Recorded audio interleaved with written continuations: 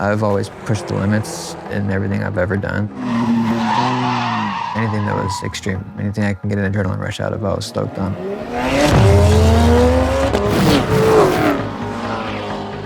Ever since I was a little kid, I decided I'm gonna be a professional racer. My parents thought I was crazy. Everyone just thought I was freaking nuts. They basically said that I wasn't gonna be able to be independent ever again. You either win or lose. I've figured out my own way to do everything pretty much in life. I don't know what I'm gonna race, I don't know how I'm gonna race, but I'm gonna race something. Gotta keep going forward.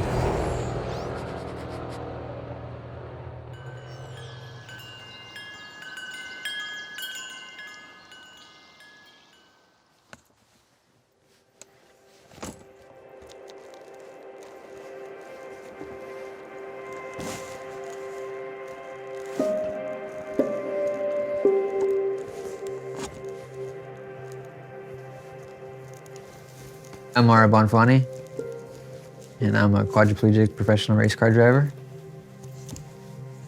As a kid, I'd tie blankets around my neck and jump off the highest thing I could find. I was always hyperactive and really, I guess, over the top as far as a kid goes.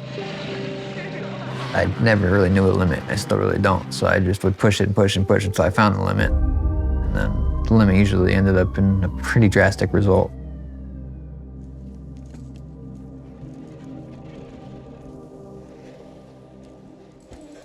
Everything happens for a reason, and I made the decision to get on that bike that day. Nobody forced me, nobody told me to do it, and I can't blame it on anybody else but myself.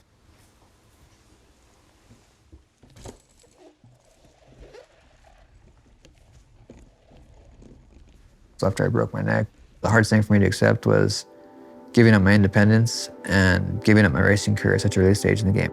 For me, it was like I didn't have time to sit and have a pity party. You just adapt and figure out new ways to do everything. So I started thinking about how I can use what I have to go racing still. Being a quadriplegic, I have certain muscle groups that are stronger than others. The concept came from me understanding, analyzing what strengths and weaknesses I had. I didn't know the actual process of producing a product. I went to probably 30 different shops, asking them if they can help me with this concept I had. And they're looking at me like I'm crazy. You want to be a race car driver? Like, what are you talking about, dude? You can't even hold a pencil. You can't even shake my hand. How are you going to hold onto a steering wheel? And I thought, this is going to be interesting. Like, I got to figure this out. Started looking up different videos on three-dimension drawings with CAD on YouTube. I had no choice at that point. I was like, okay, this is what I need. Not having function over my hands, I had to figure out how to make them attach to the wheel and not be able to let go. And the first set I actually fabricated in the garage with my dad. It didn't function right the first time. And then eventually just kept tweaking the system until I got it to where it was being able to function.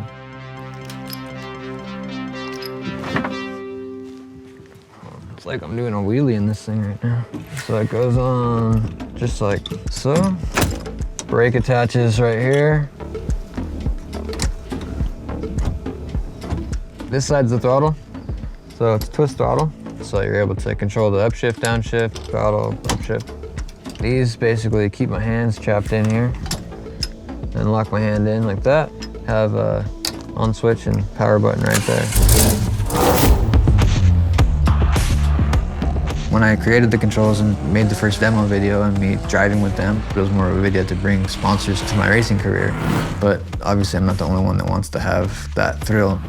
I got interest from a lot of different people that are quite like myself. And they're like, hey, can we get these controls? Are they gonna be for sale? Are they gonna be offered? That's full throttle. Throttle therapy is one of the things that we need as adrenaline junkies.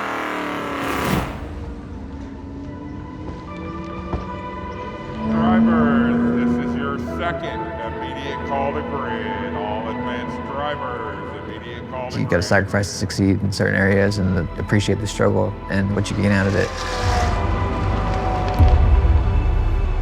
As far as racing goes, I'm just not even close to where I want to be. Always wanted to be world champion. I still believe I can be world champion. These controls, it just opens the doors for me to actually get to where I want to be.